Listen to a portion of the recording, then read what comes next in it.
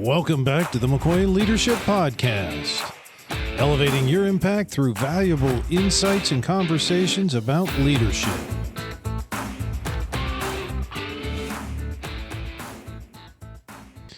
Welcome back to another episode of the McCoy Leadership Podcast. Today, we have Dr. Kevin Gazzara with us. Dr. Gazzara is the CEO of Magna Leadership Solutions Management, and he is a management and leadership expert with over 30 years of experience. Dr. Gazzara, thank you so much for joining us. Why don't you tell us a little bit of how you ended up being in the consulting world? Well, Amos, thanks for sharing me with your audience. My hope is for those that listen to the end that I'm going to give enough tips that'll fill an entire page of things that are practical to do so that they can be recognized as a better leader. So my history is, I would say, is not a linear one. So I didn't set out to be a management and leadership development coach or consultant. You know, my interest was always in kind of more on the technical side. So I was born and raised in Philadelphia area, went to Drexel for my undergrad, Philadelphia University for my MBA, and then ultimately did, all my doctoral work in organizational management and leadership. So that's really my passion. But I like the techie stuff. I also recognize that the human pieces were the things that really made a difference in not only developing teams, but being successful. So I spent 30 years in industry. I spent 10 years with Transamerica Corporation, not the financial piece, but the heavy equipment piece, a subsidiary they had called D. Laval. Learned a lot, had a lot of great managers and leaders there. And then I had the opportunity to go and spend 18 years with Intel in high tech, and I came in as a customer marketing engineer, as a product manager, as a program manager. Ultimately, I became a general manager. But the last 10 years at Intel, I spent managing Intel University and managing Intel's management and leadership development residential programs for first and midline programs. And to give you an idea, we used to do 2,500 managers and leaders in 10 different countries around the world every year. And when I had retired from Intel in 2007, we had just finished training our 40,000th manager. So it was, so I learned quite a bit of kind of managing and developing those programs. And I had a personal goal that I wanted to retire at 50 and then just go give back and work with small to medium-sized companies that didn't have $10 million budgets like I had to go and do this, and really help them develop their managers and leaders. And myself and two of my colleagues, we left Intel. We desperately tried to get them to fire us or lay us off, but couldn't do that.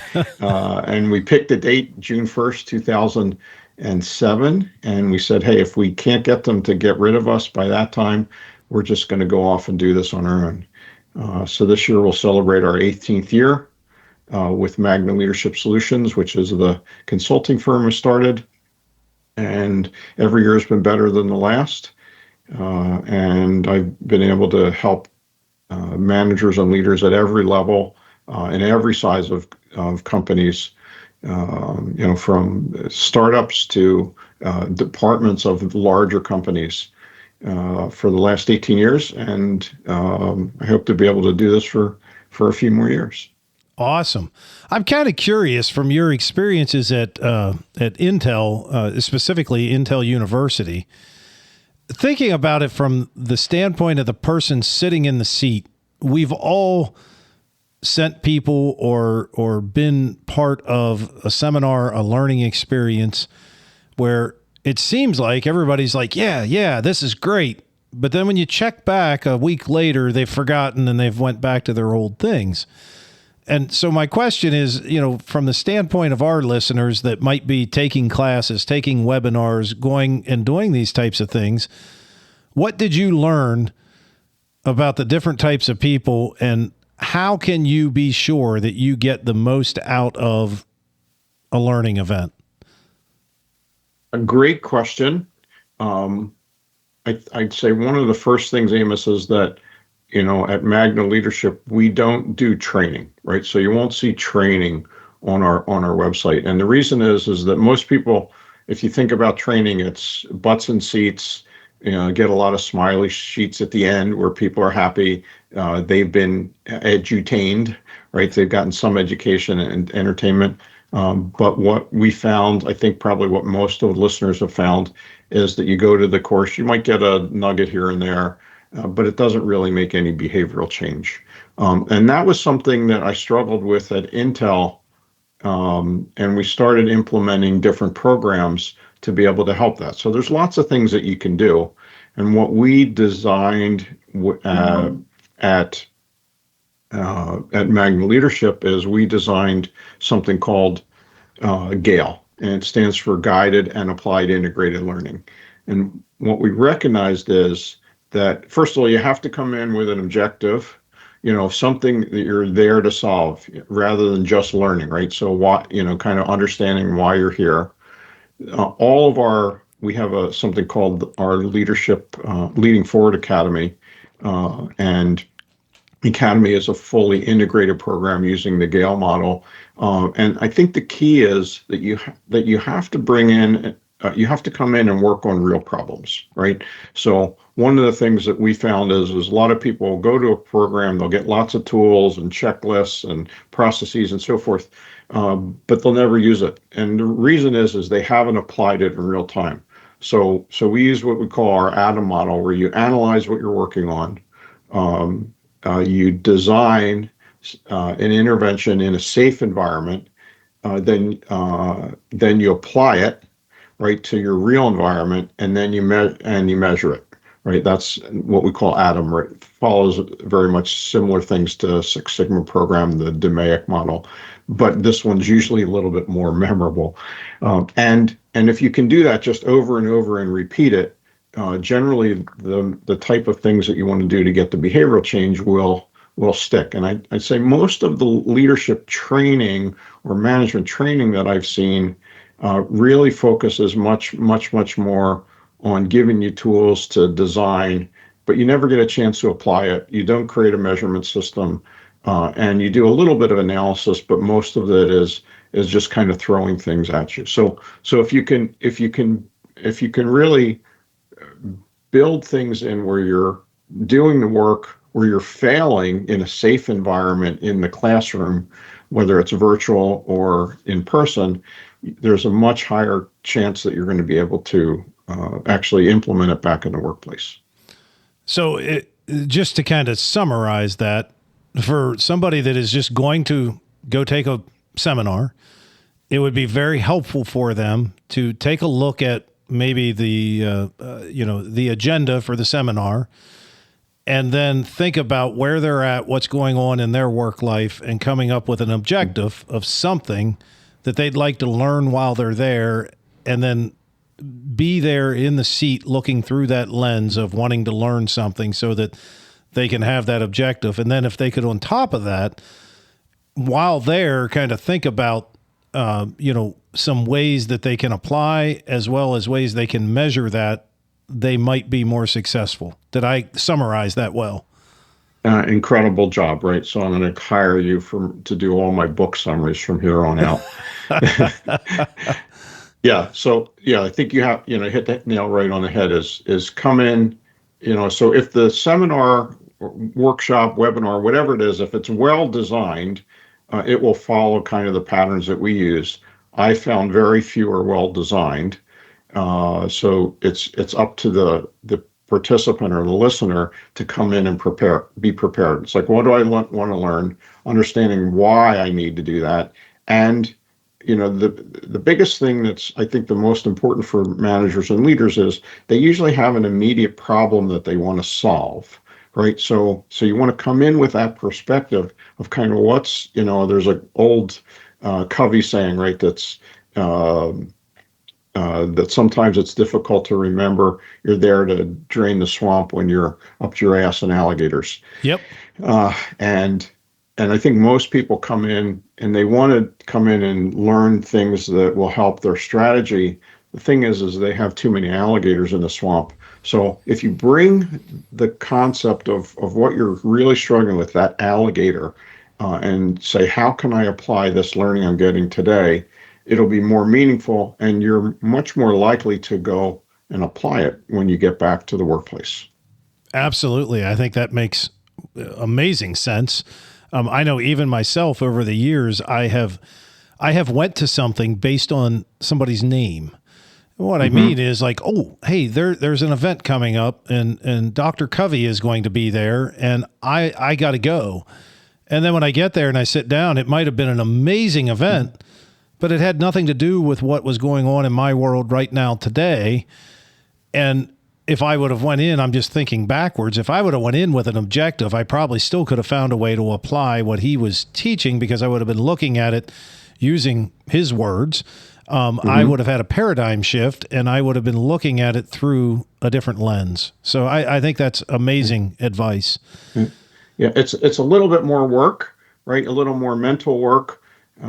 If you do that, you'll definitely get the return on investment. And anyone that's listening, if they want to understand why this approach works, there's a wonderful book that we had read, or I'd read probably about 10 years ago called Brain Rules by Dr. John Medina.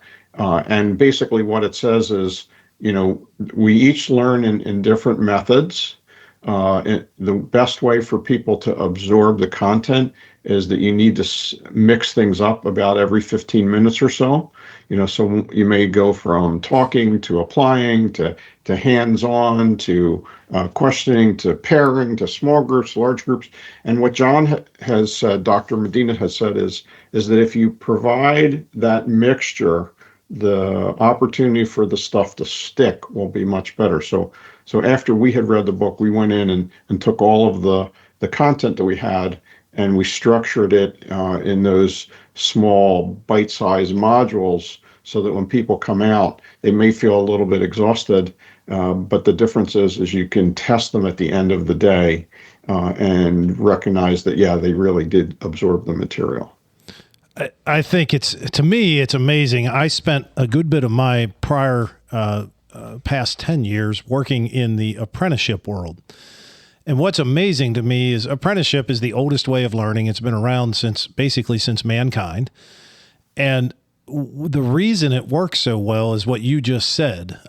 We are mixing book learning, lecturing, hands-on, but then you go out on the job and you apply it, and then you come back the next day and you talk about what you did on the job the day before. And so that whole process, what I have learned is we can't possibly, as teachers, anytime we're filling that role, we can't possibly give a lesson and hit every single person's learning style just by lecturing. So by mixing all those different things together. So it's interesting to me because in some ways it's the apprenticeship model. Mm-hmm. Yeah, I would agree. It's the learn, apply, do, reflect kind of approach, right? And if you can do that and you really spend the time, I think too many people don't take the time to reflect on the learning, right? That they want to just do more doing over and over and over again, and taking that reflection and applying it so that you can do things a little bit differently, I think is the key to getting the stuff to stick and for people to grow in a more exponential rather than a linear methodology. So my next question starts with some really great news for our listeners. Any of the listeners out there that are thinking, I'm a really bad leader. So that's probably anybody that's just getting started. And if you're just getting started and you think you're perfect, I think probably only been getting you've only been getting feedback from your mom. But you have said that great leaders are made, not born. And the reason I say that's such good news is that means anybody can get better at it, right? Absolutely. Now, I would say that there are certain people, and if you look at the research, right? So I'm a researcher, so I like I like the academic portions. I'm more of a practical guy, but I think it's important to base around research. If you look at the research will tell you is, it's probably a 50-50 thing. You have 50% that you're born with certain you're wired for, and then the other 50% is around the development, right? And it's really talks about talent and skill. So you may have a talent from a leadership perspective of being a great listener, of being able to develop relationships, a real people person, someone who's accountable and gets stuff done, and then you can build that skill on top of that. And if you're born with all of that at your first 50%, the second portion is probably a whole lot easier for you than someone that isn't born with that. But if you're not born with that and you recognize the importance of it, then you can certainly build a skill. And I think all of us can think about, if you look at great leaders that we've experienced in the world, John F. Kennedy, Nelson Mandela, Martin Luther King, those kind of, I would say all of those people probably were born from a nature perspective with maybe a little bit advanced foundations than some of the other of us were. And they took that and took it to the next level and became really great leaders. And I think there's other people that, if you listen to their story, really were not born with that. They recognized the importance of it, and they really took the time to develop that, and have also become great leaders. So I will back up for anybody that I insulted earlier. I wasn't insinuating that everybody listening was a bad leader. I was just trying to make a little fun out of the idea that I think it is good to know and remind ourselves that we can all improve. But with that being said, if only 50% of us, or 50% of it is what the traits we're born with, 50% are the things that we're going to learn. I think you've also said that everyone in an organization can and should lead at some level. And I'm curious, can you expand upon that a little bit as to what you mean there? Yeah, so one of the things I would do when I was a manager at Intel, on the first day that we got a new employee, whether it was an external employee coming in for first time into the company, or whether it was a transfer coming into one of my teams, and when I was managing team, the very first day I'd meet with them, there were two things that I told them, which was generally a shock to their system, and it certainly got them to listen to me. The very first thing after I welcomed them to the organization and the team was to tell them that in 18 months to 24 months from now, I don't want you working for me. You're not going to work for me, right? So that's usually a little bit of a surprise for them. And then the second thing I'll tell them is that I want you on day one to put your leadership hat on, even though you may not have the title or position, is I want you to begin to look at everything from the next level. So I want you to think about, what would Kevin do, right? Because I was their immediate supervisor or manager. The 18 to 24 month thing is that I wanted them to have the opportunity within 18 to 24 months to acquire an equivalent job that expanded their skills, or get a better job that allowed them to advance. And it should start happening on day one. So who do you see out there? What do you see out there?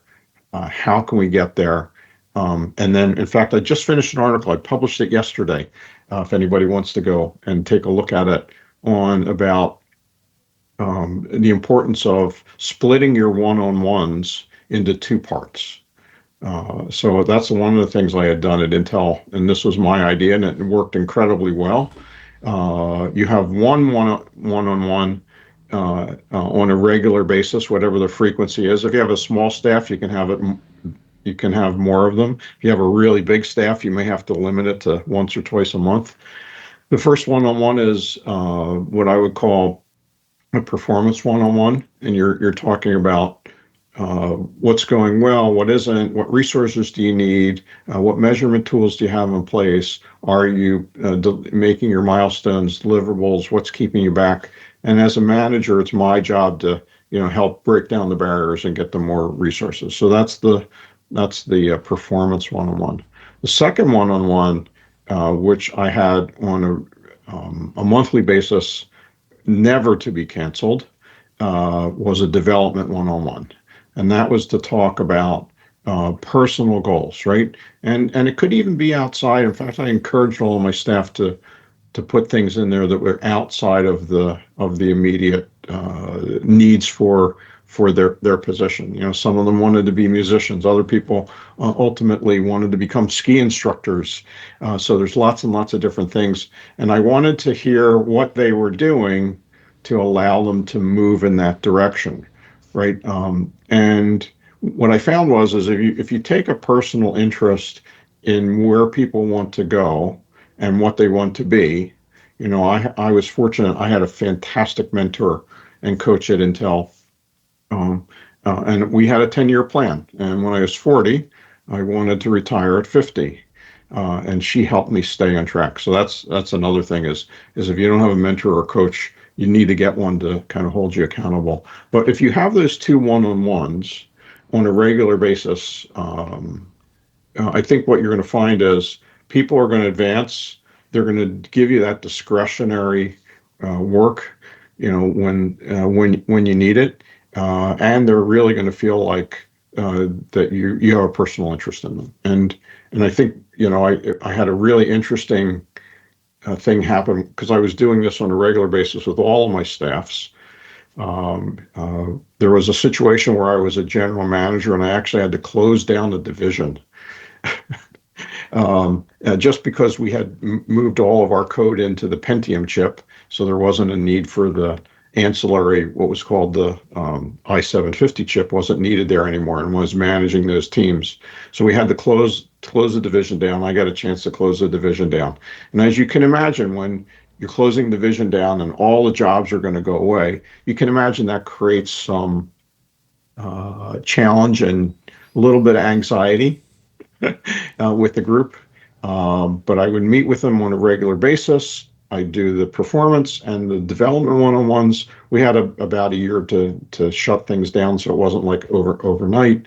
And when the reviews came out, there were 36 different organizations that and I was one of the managers of one of the 36. And I came out on top as far as how the staff rated me, how my direct reports rated me. And I remember HR calling me and said, "Hey, we'd really like to talk to you because we think that you're fudging the data. Like there's no way like you can be recognized as the best manager when you're shutting a division down. You're telling, hey, we're going to lay all of you off, or there might not be jobs for you." So I sat down with HR and I said, "Hey, there's, I don't know. Here are some of the things I think I'm doing differently, right? We meet on a weekly basis. We share ideas. We share opportunities that we're all finding. So it's, everyone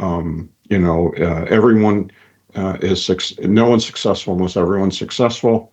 I do the development one-on-ones. I do we're still talking about development stuff, even though they know their job's going to go away. And that was one of the things that HR had noticed of that people said, Kevin really cares about me. My development is important to him, and that's because, I was just diligent. There's no special magic here. You just have to listen and be part of that. And, I think one of the things, Amos, that I found is, we live kind of in this, what I'd say, Wall Street model world. And in the Wall Street model world, everything is in a 30 or 60 or 90 day segment.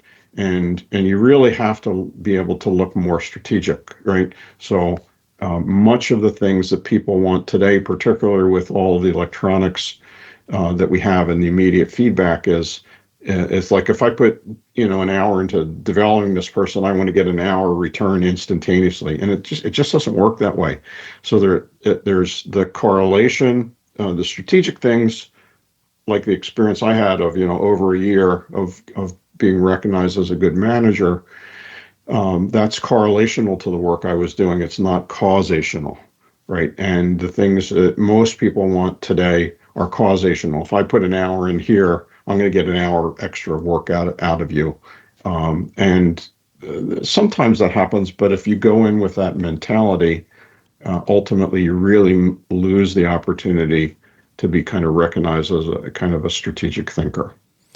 So I get it. We need to listen. We need to take a personal interest in in our employees. But what about, there's a big difference between Intel and the small company that is in Mercersburg, Pennsylvania, where I live, and maybe they were a solopreneur, and now they've had to bring a couple people on, and it's kind of hectic right now.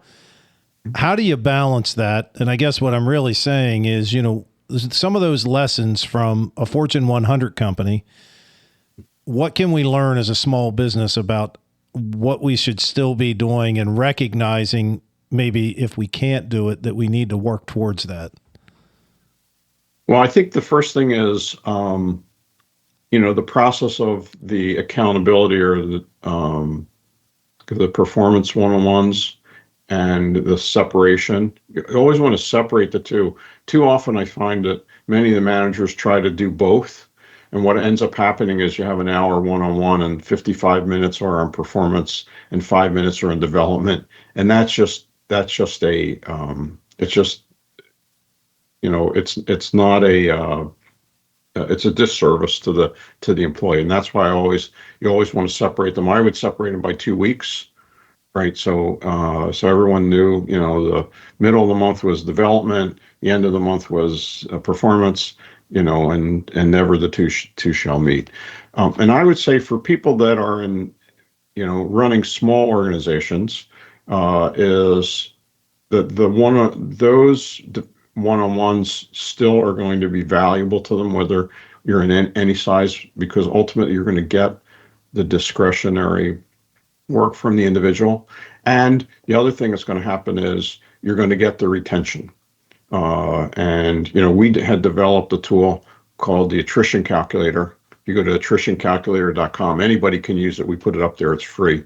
It gives you an idea of what it's really costing you to lose people. And most people don't know. Even when we go in and meet with whether it's a small or a large company with HR, one of the first questions we ask them is, tell me what it's costing you to have this turnover. We worked with an organization recently, and they had, I think, it was 32% turnover.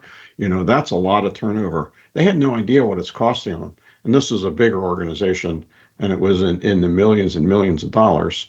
And if you think about it, when you lose an individual, you're losing a lot of all the training you've put into them, all the intellectual property, all of the relationships, all of the known quantities, whether they're good or bad.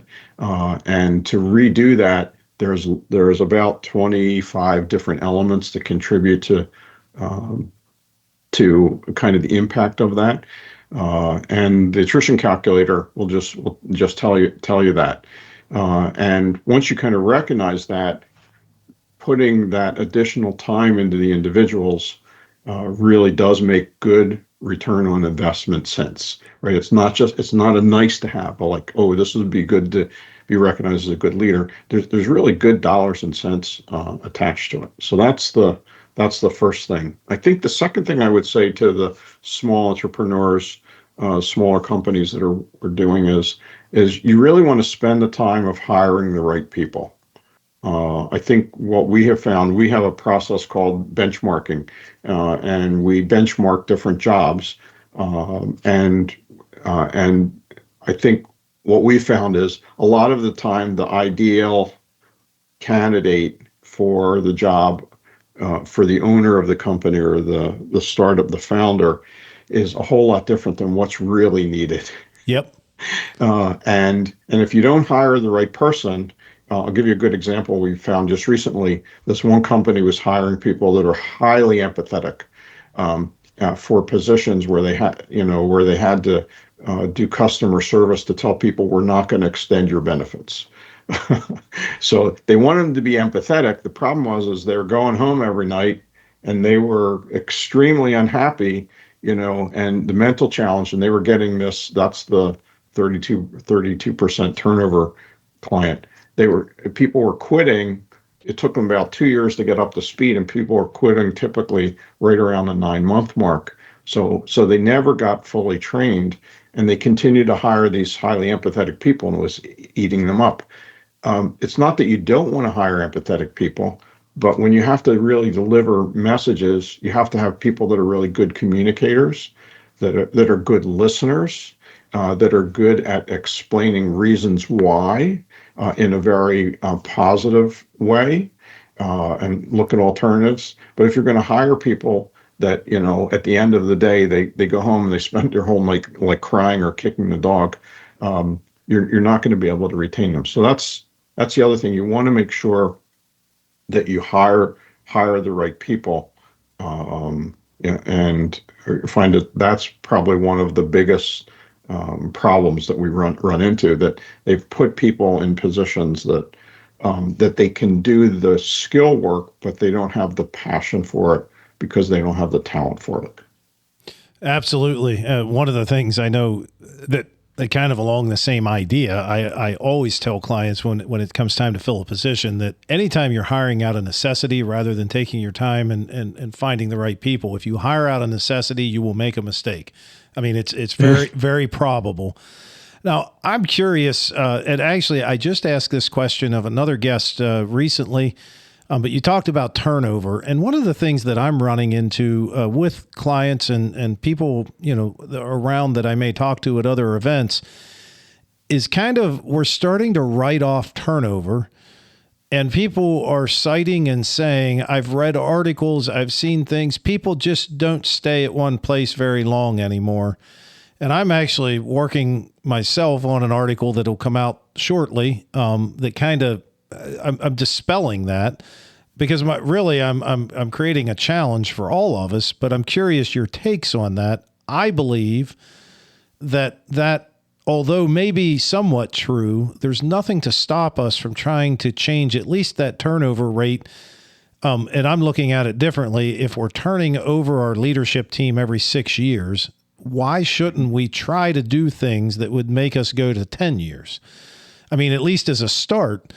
But I think it's a false idea that we can't do anything to keep people in a job long term. What are your thoughts?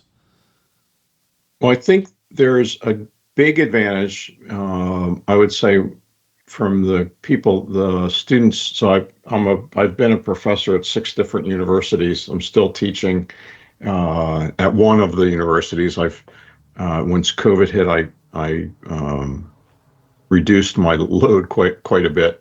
And in discussions with the students, I think one of the things I talk with them about is there's this kind of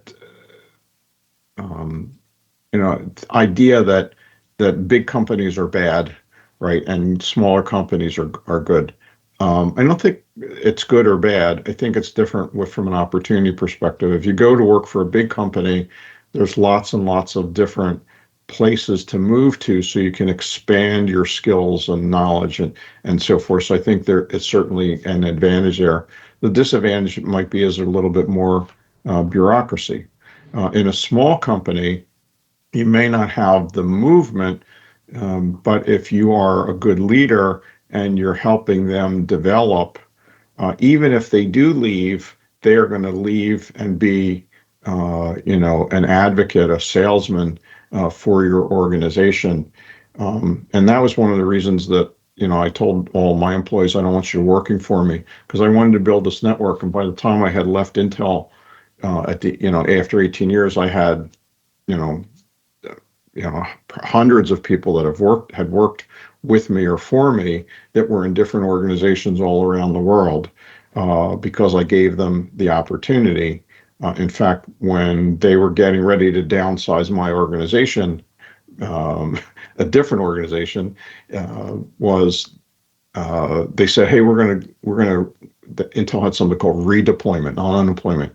And essentially it's like musical chairs, and you had, 60 days to go find another job. They said, hey, Kevin, we're going to let you go first, right? Because you are so well networked that you can tap into all these other, and the other people are not as well networked. So it might be an advantage or a disadvantage there. But I would say, um, you know, is try to keep your people, give them opportunities, and if you can't give them opportunities within the company, develop them, because I think people will think really hard about leaving an organization if they feel like they're growing, and if they're growing in areas that are outside an immediate need, and the company's growing, ultimately you may be able to use that. And you know what? If you can't give them that opportunity, go pair with a partner or a supplier or a customer, whatever, and get them that opportunity. Because if they move into that organization, they're going to be the best proponents for you ever. So I don't think there's a disadvantage, but trying to keep people when they don't want to be there, I just think is just a losing proposition overall. So you also have the Leading Forward Academy, and you also have a book out. I wanted to take a moment and let you tell folks a little bit about the book and your academy, and where can folks find out more about it? Well, thanks for the opportunity to share that with the listeners, Amos. We had, when we first started Magna Leadership 18 years ago, one of the first things we had done was we had written a book on leadership, myself and my business partner, Dr. Ali Lakhani. Dr. Lakhani and I worked together at Intel. He was actually one of my doctoral students, and he did an amazing job of looking at cultural leadership, and that's what he did his dissertation on. And we started outlining a book for an academic book, but it was just so boring that we didn't even want to read it. So we said, hey, let's do something fun. And one of the things we discovered was both of our favorite movies and books was the Wizard of Oz. And I said, that's it. And I said, let's write a book. We'll call it The Leader of Oz. And we said, I bet you, 100 people have done that. So we went back that evening. We were working in Sacramento. We went back that one evening and we looked at the Library of Congress. No one had done that. We grabbed the title and we wrote this business parable about a company in Kansas gets whisked away and dropped into Silicon Valley, and you have the wicked VP from the East and the wicked VP from the West. But what we did is we took all of our academic knowledge, so it's very, very well academically grounded, but we wrote this business parable to kind of tell the story. And I think that was one of the very first things that we had done that was an advantage for us to kind of launch our leadership organization.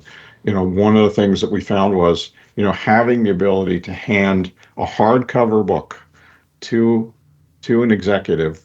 I'd say probably 90% of them don't read it.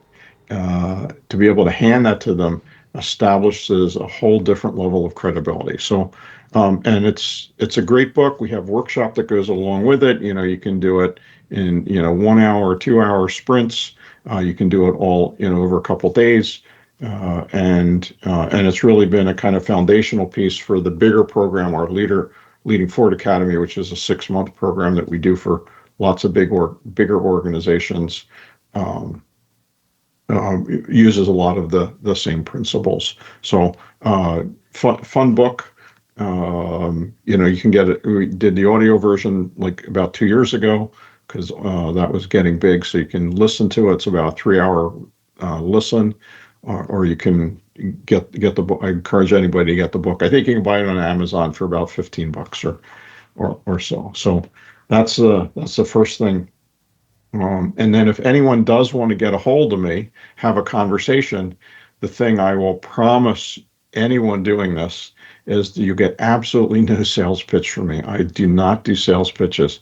If there's something I can help you with your company, where to start, I don't know. There's so much leadership stuff out there. Where to start, I'll give you my best knowledge. And if it's something I have, great. And I can recommend something else, like, from John Medina with his Brain Rules book. I'd be glad to make that recommendation. And anybody can get a hold of me if you just send an email to Kevin at Magna, Magna leadership.com. I'll be glad to respond to you. Great. And we'll be sure to have links for all of those things in the show notes as well. As we're coming to a close, we end every episode by me asking each guest 3 questions. We ask every guest the same 3 questions, kind of rapid fire. Mm-hmm. And the first question is really just out of all kinds of conversations of people basically saying, when I was in school, we learned this and they don't learn it anymore, or something of that nature. And so the question is, if we were magically able to get all of the school administrators across the world in front of us, and you could only give them one piece of advice of something that they should add into a student's career that would help them maybe become better leaders or better suited for society, what is that one thing that you would tell a school administrator? Well, the interesting thing is we've actually done research on this with our clients, and what they have told us, I'll give you what they've told us, is they said, we really want people coming out of school that are good critical thinkers and can play nicely on teams. So it was really a combination of those two. Awesome. Second question is, throughout your career, what has been your go-to book that you continually go back to get good insights out of? Boy, God, there's so many of them, and I'm not going to use my own book.